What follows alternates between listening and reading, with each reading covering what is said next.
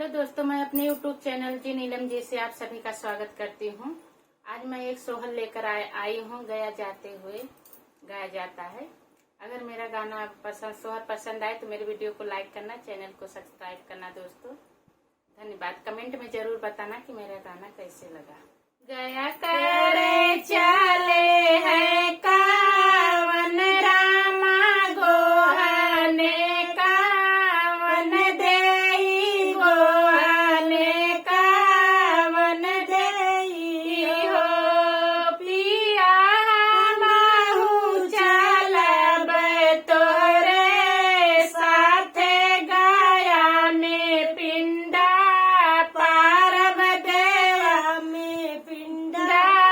पारब पीतरे सब तरिया पीतरे सब तरिया बगिया लगावे से कवन फल सोना पिया पंडित सोना पिया पंडित हो पिया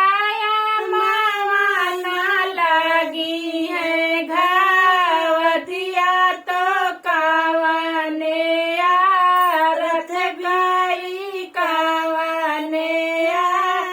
रथ गई हो पोखरा खनावे से कौन फल सोना पिया पंडित सोना पिया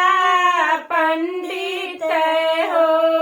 पिया गैया ना पिए जुड़े पनिया तो कवने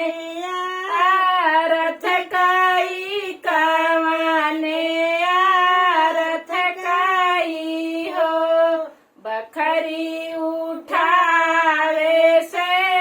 कवन फल सोना पिया पंडित सुना हो पिया पंडित हो पिया आंगन में खेले नाला लनवा तो कावने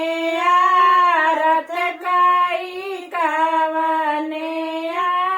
रथ गई हो बेटवा जनम ले से कौन फल सोना पिया पंडित सुना हो पिया पंडित हो पिया जब ना गया में पिंडा परी है तो